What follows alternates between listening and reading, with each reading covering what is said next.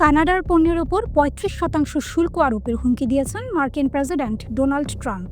তিনি জানিয়েছেন আগামী ১ আগস্ট থেকে কানাডিয়ান পণ্যের ওপর ৩৫% শুল্ক আরোপ করবেন তিনি। শুক্রবার ১১ জুলাই এক প্রতিবেদনে এই তথ্য জানিয়েছে ব্রিটিশ সংবাদ মাধ্যম বিবিসি। ট্রাম্পের ঘোষণাটি এমন এক সময় এলো যখন দুই দেশ একটি নতুন বাণিজ্য চুক্তি নিয়ে আলোচনা চালিয়ে যাচ্ছে এবং একটি নির্ধারিত সময়সীমার আর মাত্র কয়েকদিন বাকি।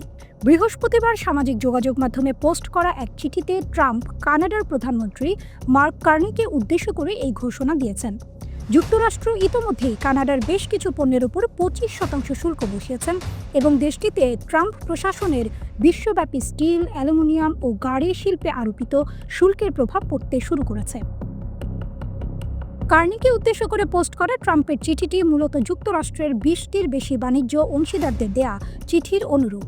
চিঠিগুলো ট্রাম্প এই সপ্তাহে জাপান, দক্ষিণ কোরিয়া, শ্রীলঙ্কা সহ যুক্তরাষ্ট্রের অন্যান্য বাণিজ্য অংশীদারদের উদ্দেশ্যে প্রকাশ করেছেন। তিনি জানিয়েছেন এসব দেশের উপরও আগামী ১ আগস্ট থেকে শুল্ক কার্যকর হবে। কানাডার ক্ষেত্রে ২৫% শুল্ক ইতিমধ্যেই আরোপ করা হয়েছে, তবে বর্তমানে উত্তর আমেরিকান মুক্ত বাণিজ্য চুক্তির আওতায় কিছু পণ্যে ছাড় রয়েছে। কিন্তু নতুন যে ৩৫% শুল্ক আরোপের হুমকি ট্রাম্প দিয়েছেন তা এই চুক্তিভুক্ত পণ্যের ওপরেও কার্যকর হবে কিনা তা স্পষ্ট নয়।